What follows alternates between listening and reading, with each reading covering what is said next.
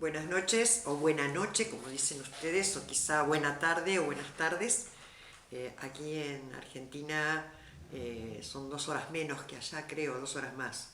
Y bueno, ya es de noche, ya oscureció y empiezan los primeros días de frío. Así que me presento, soy Laura Mazzolo, estoy en Buenos Aires, Argentina, y vengo a charlar con ustedes de literatura y específicamente de narrativa. Así que los saludo, estudiantes de SECAR, gente de ese hermoso lugar que es Cartagena, Colombia en general, que quiero muchísimo Colombia. Bueno, les advierto que esta no va a ser una charla académica, yo no soy académica, yo no soy profesora, soy simplemente escritora. Lo que pasa es que, bueno, dada la curiosidad que me mueve permanentemente hacia las letras, me dio por investigar el mundo del cuento y hasta me he atrevido a cierta forma de docencia, que no es tal, sino que es un contagio, una posibilidad de contagiar, qué palabra fea en este momento, ¿no? La palabra contagio, pero bueno, contagiar las ganas de escribir, contagiar algunas herramientas, algunos métodos que yo investigué durante toda mi vida y que a lo mejor se los puedo ofrecer para que ustedes en este momento tan especial de la humanidad, tan doloroso, donde estamos todos en una situación de extrañeza, de extrañar a los seres queridos, muchos en una situación de encierro, lejos de las aulas, sin la posibilidad de trabajar, podemos convertirlas quizás en algo de utilidad, por lo menos espiritual. Así que bueno, vamos a empezar a hablar de esto, de cómo es empezar, ¿no? Cómo se empieza a empezar, que es lo que a lo mejor más nos paraliza y a lo mejor más nos preocupa, que es la página en blanco, la pantalla en blanco. En el caso de ustedes que son jóvenes, seguramente es la pantalla del celular. Bueno, a mí me dieron un consejo hace muchísimos años y fue el mejor consejo que me dieron y quizá ese consejo definió mi vocación de escritora. Me dijeron así: empezá a escribir siempre como si hubieras empezado hace 5 renglones.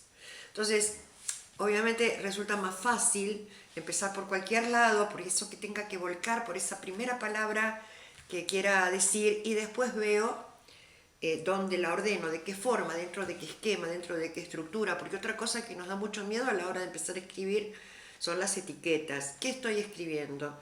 ¿Estoy escribiendo un poema en prosa, un cuento, un relato, una novela, una novela?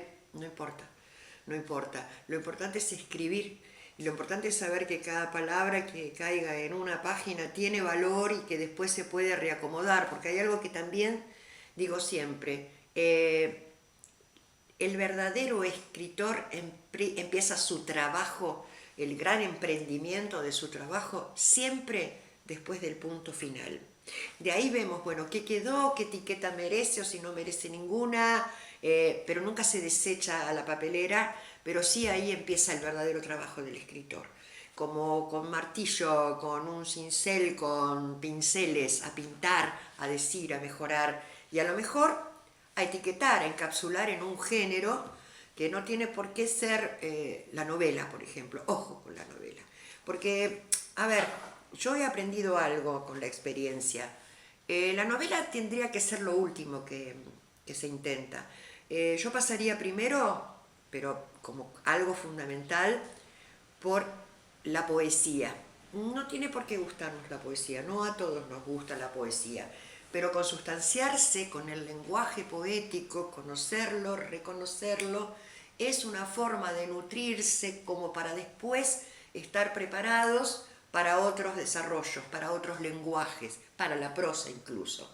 La prosa puede contener poesía y está bien hacer una pasadita por un poquito de poesía para ver qué nos pasa. Posiblemente si no nos gusta la poesía no encontremos, lo dudo, no encontremos ningún poeta que satisfaga esta curiosidad de leer poesía, porque generalmente el narrador no es poeta y viceversa, pero yo creo que un buen narrador tiene que poder incorporar el lenguaje poético o tiene por lo menos que conocerlo. Bueno, vamos ahora a hablar específicamente del cuento, que es el campo de preferencia exploratoria en la literatura en general, ahora vamos a ir viendo por qué. El cuento tenía antes, según nos habían dicho en esquemas bastante estrictos, una introducción, un nudo y un desenlace. Entonces nos había quedado la idea errónea de que el cuento era un monio. No es así, precisamente por la posibilidad exploratoria que abrió la narrativa moderna. Un cuento puede empezar por el final, puede tener una estructura circular o puede empezar incluso por el desarrollo pleno de la acción, y en todo caso eso es lo preferible, porque el lector actual está apurado por leer, entonces quiere entrar directamente en la acción. La introducción del cuento no siempre es necesaria. Tenemos un problema con la inseguridad de no poder ubicar bien al lector en el espacio y en el tiempo que le vamos a dar a la narración. Entonces le explicamos, por ejemplo, que era una cálida tarde de enero. Es una redundancia, es un lugar común porque acá en Buenos Aires todos los días del mes de enero suelen ser muy cálidos, no tanto en febrero, no tanto en diciembre, pero sí en enero, precisamente es el mes más ardiente. Es lo mismo que si ustedes dijeran, hacía calor en Cartagena. Bueno, me parece que ustedes siempre están sufriendo esto del calor. Entonces, simplemente por la necesidad o ese temor de que el lector no se ubique bien, le mandamos esta ubicación temporal y espacial. En cuanto a las descripciones de los lugares también. El living tenía unos cómodos sillones de terciopelo, las cortinas eran espesas de cretona, y la matan en el baño. Entonces me hicieron perder todo ese tiempo descriptivo solamente por esta necesidad de ubicar al lector, que a lo mejor lo que menos quiere es que lo ubiquen, quiere acción, quiere entrar directamente al baño donde están matando a la víctima. ¿Se entiende? Entonces la introducción del cuento moderno tiene que ser ágil, ir directamente a la acción. El otro concepto de la estructura del cuento es el desarrollo. El desarrollo del cuento implica muchas pautas porque es en realidad cómo se escribe. Y acá les voy a decir algo que no olviden, porque no importa lo que se cuenta, esto lo vamos a repetir durante la charla, sino cómo se cuenta. Y el desarrollo del cuento es precisamente eso, la forma en que está contado. ¿Qué narrador utilicé? ¿A quién elegí dejarle la misión de contar la historia? Si la cuento yo en primera persona, si invento un personaje que la va a contar desde mi visión en tercera persona. Bueno, narrador, un gran tema para ver más adelante si ingresan en este interés de la estructura del cuento. El desarrollo tiene que ver también con el lenguaje que utilizo, ¿sí? Con los recursos retóricos, con el tipo de final que le voy a dar al cuento, y ahora vamos al final, que sí tiene que ser un final, tiene que haber un punto final, pero puede ser el del principio, puedo haber regresado al principio. Esto es lo que caracteriza la narrativa moderna, esto exploratorio, que hace que el cuento pueda empezar y terminar en donde se le ocurra al autor, siempre y cuando sea entendible para el lector, obviamente. Tampoco hay siempre finales sorprendentes, ni es lo que buscamos. A veces hay finales abiertos, a veces hay finales cerrados, hay finales esperados, finales no esperados, finales imprevistos, pero ya tenemos que sacarnos esa idea del nudo del cuento. El nudo del cuento, en realidad, es el conflicto, y puede ser muchas cosas. Puede ser el encuentro entre dos opuestos, puede ser un problema a resolver, puede ser incluso una circunstancia climática adversa en medio de una situación cálida, por ejemplo.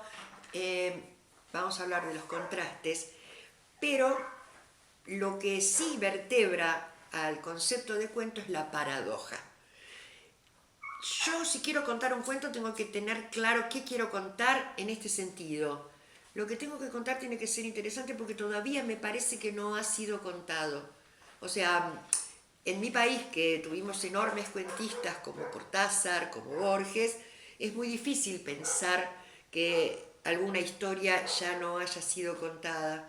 Y sin embargo, puedo fijarme en pequeñeces y de ahí elaborar sin embargo, un cuento interesante.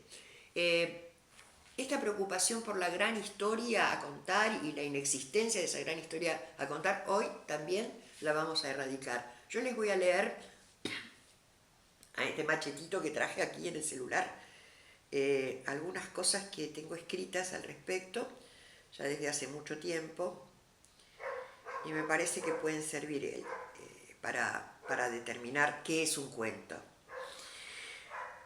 Yo hablo de que hay un entorno de convenciones, ¿no? Por ejemplo, nosotros sabemos, acá por lo menos en Buenos Aires, en Argentina en general, que en otoño a los árboles se les caen las hojas, ¿sí? Y realmente, si yo informo que las hojas se caen en otoño, no estoy informando nada nuevo, pero quiero decir que estamos muy limitados por nuestras propias convenciones, nuestros propios lugares comunes, nuestras propias ideas. Entonces eso, a la hora de escribir un cuento, además de esta idea de que no se nos va a ocurrir una historia importante, nos puede provocar cierta parálisis a la hora de escribir o de hacer andar el teclado. El conocimiento excesivo del género a veces pasa, porque nos han hablado mucho de esto del cuento, la precisión, la economía, el mecanismo de relojería. Bueno, es riesgoso porque a uno lo podría llegar a asustar la idea de escribir un cuento. No tiene que ser así. La asociación inevitable con las figuras ya establecidas, esto como les decía, que en un lugar como Buenos Aires en enero tiene que hacer calor y es difícil hacer nevar en Buenos Aires, pero un cuento lo debería lograr.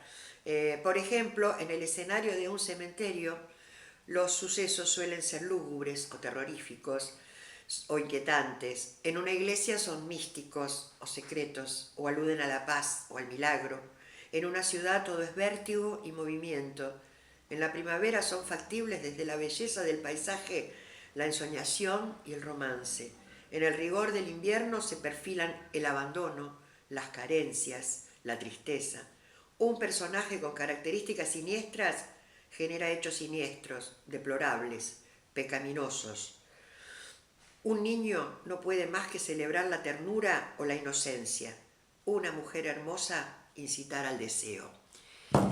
Es así. Si yo les ofrezco, por ejemplo, como decía, el escenario de un cementerio, bueno, ¿por qué no podría en el escenario de un cementerio, en lugar de la muerte o los fantasmas o las cadenas que hacen ruido, ocurrir un parto, el nacimiento de una criatura? Ahí estaría, digamos, la síntesis del cuento, porque en realidad buscamos el suceso increíble, el suceso insólito, y no nos damos cuenta que ese suceso insólito ocurre permanentemente a nuestro alrededor, ocurre en las calles, ocurre en el transporte público, ocurre dentro del aula, mientras ustedes estaban todavía esos días con sus compañeros, a lo mejor ese día ocurría algo diferente, algo que saliera de lo lógico o de lo habitual y que entonces fuera digno de ser contado, porque así fue la historia como se originó el cuento, de pueblo en pueblo. Alguien se enteraba de algo en un pueblo, iba caminando o corriendo o a caballo hasta otro pueblo a contar la novedad. O sea, el cuento nace de la necesidad, el deseo de contar una novedad. Y eso es lo que nos tendría que inclinar a escribir un cuento. La novedad, lo nuevo. Porque, a ver, como escritores, como artistas, somos un poco creadores, un poco eso que se acerca un poquito a Dios, no es tan así, pero hay que crear algo nuevo, entonces tenemos que recurrir a la novedad. Y otra de las cosas que nos ha pasado, leyendo muchos cuentos, es que siempre supusimos que los cuentos se tenían que manejar entre valores opuestos, negro y blanco, y no es así. Yo les voy a leer también algo que escribí, que lo publiqué en estos días en Instagram, que tiene que ver con esto de cuál es la materia de los cuentos. Dice así: ya castigamos al adúltero, ya condenamos al abusador, ya nos burlamos del traidor, ya se suicidó el sufriente, ya se reencontraron los perdidos y ya descubrimos al culpable. Ya perfilamos a las víctimas y a los héroes. Ya separamos al rico del pobre, al bueno del malo, al pecador del inocente. Ya sorprendimos al incestuoso y al asesino, al estafador y al astuto, a la hechicera y a la santa. Ya nos asustamos del futuro y ya explicamos el pasado. Ya volvimos de la infancia con sus correspondientes carencias y sus correspondientes marcas. Ya contamos todos esos cuentos y de pronto parecería que no hay nada más para contar. Los cuentos se nutren de una única materia, la vida, con sus felicidades y terrores. El logro literario consiste, en todo caso, en encontrar una manera diferente de contar, o buscar el modo de contar algo tan breve como un instante, y procurar que en ese instante vuelvan a caber nuestras más grandes inquietudes. Y entonces podremos contar un viaje en colectivo, una sartén con cebolla quemada, un tajo insignificante en la mano, el pelo que quedó enredado al peine, una minúscula telaraña, el gesto mínimo de un guiño, la molestia de un ruido. La vida también está en las pequeñas cosas. No siempre son necesarios los extremos para contar un buen cuento.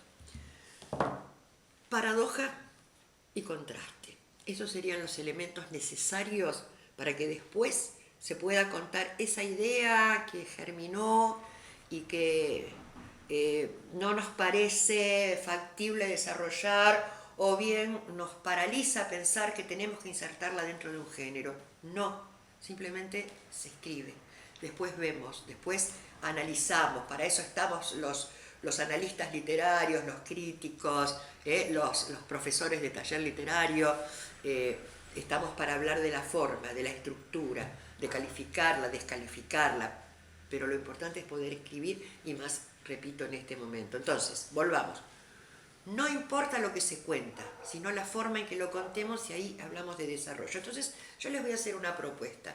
Vamos a comparar esto del cuento con el cuerpo humano. El cuerpo humano se asienta en el esqueleto, en la columna vertebral, ¿sí? Más chiquitos, más grandes, pero bueno, todos tenemos un esqueleto. Y vamos a llamar a esa columna vertebral en el cuento molde.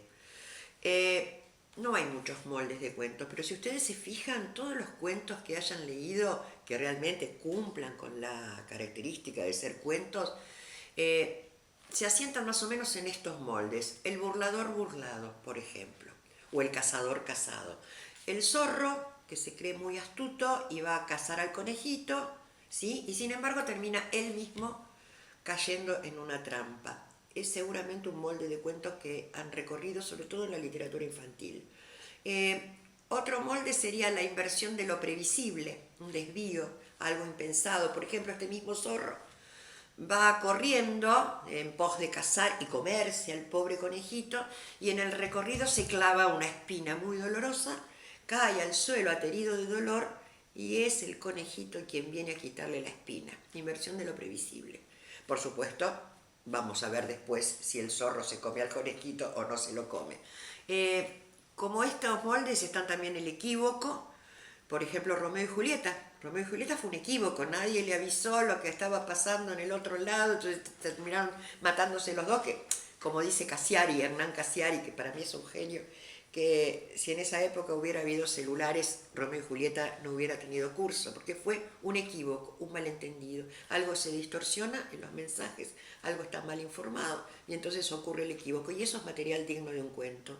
Están también las cajas chinas, que es una historia dentro de otra historia. Está también la alegoría, que les voy a ver hablando un poquito de Borges. Lean, les recomiendo, les voy a recomendar algunas lecturas porque tienen que leer para nutrirse de esto que es literatura. La casa de Asterión, de Borges. Lean antes, porque Borges nos hacía esa trampa de su erudición, y entonces a veces nos quedábamos un poco en ascuas. Lean antes el mito del Minotauro en el laberinto y van a entender mucho mejor el cuento de Borges, que es hermosísimo. Cuando un mito es resignificado, como en este caso hizo Borges, que trajo ese animal espantoso que era el Minotauro, lo renombró como Asterión y lo metió en un laberinto con sus particularidades, es resignificarlo. Incluso yo puedo traer un mito a la actualidad y también con eso compongo un cuento, porque hay un reconocimiento de los símbolos que es, que es ejercicio de lectura siempre, porque leer un poco de mitología, sobre todo la griega, que es tan bonita y tan atractiva, no nos viene mal. Bueno, me estaba yendo otra vez del tema. Entonces, los cuentos tienen un molde y tienen, como les decía hace un rato, un desarrollo. Vamos a pensar que ese desarrollo es el cuerpo humano. Y ahí, por ahí sigue medio nublada la idea de la falta de una buena historia, pero vamos a ver una cosa. Hablemos de desarrollo, sobre todo aquí al público masculino. Si ustedes ven a una señorita muy bonita, muy ampulosa, con un extraordinario desarrollo, les pregunto, ¿necesitarían ponerle una túnica que le cubra desde el cuello hasta los pies? No, seguramente no. Seguramente querrían para esa señorita la ropa más pequeña que sea posible, la mínima, ¿sí? Y si es posible, un hilito, nada más. Bueno, esa sería la comparación que hacemos entre el buen desarrollo de un cuento y la historia que se cuenta. La historia es la ropa. Entonces, cuanto mejor sea el desarrollo, y vuelvo al concepto, no importa lo que se cuente, sino cómo se cuente, no importa la relevancia que tenga la historia. Las historias mínimas, las que vemos en la calle, las que a veces anotamos en un papel, pueden ser más que relevantes. Así que ya tenemos que el cuento tiene un molde, una estructura que lo sostiene y que para reconocer si es un cuento tenemos que ver si responde o no a esa estructura, un desarrollo que está conformado por un montón de pautas narrativas y obviamente una historia. El cuento perfecto sería aquel que tenga un desarrollo perfecto, que cuente una historia maravillosa, absolutamente desopilante, interesante. Bueno, hemos leído cuentos perfectos, seguramente los hemos leído y los seguiremos leyendo. Y nos tendríamos que proponer, en la medida de lo posible, escribir algunos que se acerquen un poquito a esos cuentos. Pero bueno, otro de los consejos que les voy a dar, y esto es muy importante, porque ustedes son jóvenes y es posible que todavía tengan una necesidad imperiosa de comunicar lo que ocurre en su interior, ¿no? Esto de los sentimientos, las sensaciones, las penas, los dolores. Flannery O'Connor dijo algo que es importantísimo. No se puede hacer historias con abstracciones. Necesitamos que el lector sienta empatía con lo que escribimos a través de lo que él pueda experimentar sensorialmente. ¿Qué pasa? Está muy bueno hablar del alma. El problema es que hasta ahora nadie sabe dónde tiene el alma. Entonces el alma pasa a ser una abstracción. Y pasan a ser abstracciones el dolor, la pena, el olvido, la nostalgia, el amor, ¿sí? La pasión, son todas abstracciones. Si yo en cambio reflejo estas pasiones, vamos a poner, en objetos, obviamente no solamente voy a lograr canalizarlas como pasiones, sino que voy a lograr que el lector sienta más empatía y comprenda mejor de qué les estoy hablando. Les recomiendo en este sentido un cuento que acabo de recordar, nada menos que de alguien de ustedes, a quien yo quiero mucho, que es Gabriel García Márquez, y se llama La prodigiosa tarde de Baltasar. Está en internet. Lean ese cuento y después me dicen lo maravilloso que hizo García Márquez con una jaula, en un pueblo. Hermosísimo. Bueno, y después siempre el mejor consejo es que lean, ¿sí? Que no abusen de las descripciones, ya se los dije, tampoco de los escenarios, porque todo lo que yo ponga en un cuento tiene que ser funcional a la historia. No valen los detalles de más. Ojo con esto. Vamos a dar unas charlas, ya lo planeamos más adelante, posiblemente pronto, sobre algunos tips que no deberían existir nunca en el cuento. A lo mejor ahí vamos a tener oportunidad de verlo más detallado, pero por ahora creo que les estoy dejando una idea de lo que es el cuento globalmente, y para que se animen a escribir y sobre todo para que se animen a leer. Lean a Borges. Borges da miedo por lo complejo pero cuando entramos en su juego nos resulta realmente grato. Lean a Cortázar, ¿sí? Y bueno, y desde ya ustedes tienen enormes escritores, así que, bueno, ni hablar de García Márquez, ¿no? Así que los voy a... por ahora, si están intentando escribir, no lean traducciones. Este es un consejo que nunca me olvido de darles, porque el lenguaje de las traducciones de alguna forma se inyecta en nuestro lenguaje y no es la mejor manera de empezar escribiendo con arcaísmos, por ejemplo, ¿no? O con expresiones que no son propias de nuestro lenguaje natural. Usen siempre el lenguaje más natural posible. Ojo, que literatura no es elevación. Literatura es, en lo posible, así como hablamos en la mesa con un amigo. ¿Sí? Así de simple, así de natural. Y la poesía es posible aún en el lenguaje más natural. Así que lean latinoamericanos, lean españoles, lean argentinos, recuerden los contrastes, no usen adjetivos. Ojo, que Borges decía que si el adjetivo no es necesario o alarmante es mejor no ponerlo, y por eso él tenía esa unánime noche, esos patios fatigados. Y otra vez, cuando terminen y pongan el punto final, empiecen a pensar que ahí empezó su verdadero trabajo de escritores. Bueno, aquí estoy, nos vamos a volver a ver pronto seguro.